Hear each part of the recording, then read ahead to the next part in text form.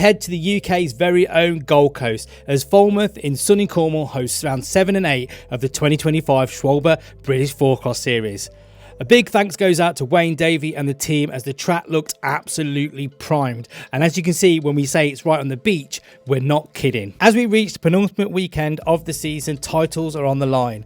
This means Dan Kay is in a position where if he gets top results on both days, his title hopes can still be alive. However, Ian Forsyth could wrap up the entire season with 2 rounds to go. In the elites women, with Catherine being forced to miss this weekend, that means the title race for the female elites has been completely blown wide open. So as we look at the other categories, the level of riding that we see in the Rippers never ceases to amaze, with the likes of Leo Britz and Seb Perry always practicing trying to take on that difficult pro line we see here at Falmouth. As we look to the racing in the other Rippers categories, Marcus Mullin looked like he was a cut above the rest all weekend, and in the females, Olivia Webb was proving impossible to beat. Harry Stevens and Amelie Eaton both ran away with the juvenile and the junior women races, whilst in the youth category it was hotly contested all weekend. Logan Widdowson rode impressively all weekend despite breaking his metacarpal in Friday practice. You could literally throw a bedsheet over every single rider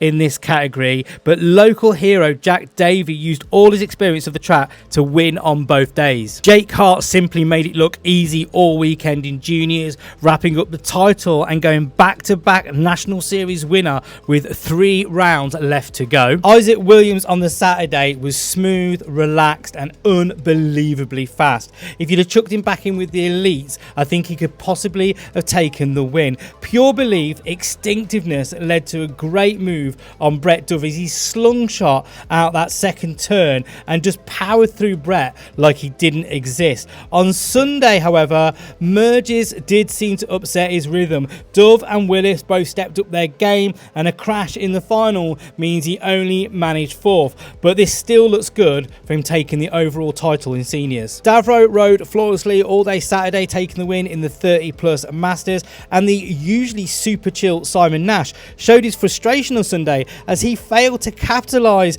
and give Connor Jocelyn the big W. In the 40 plus, Moores and Matthews both traded places on both days, and Matt Praffley in the 50 plus had to seek advice from a man who's seen more than all of us to take the win in his category. So let's look to those elite categories, and in the women, with being unable to compete this weekend and Sylvie Vargas out injured, this gave a great opportunity to Catherine Ofield to take the lead in the overall.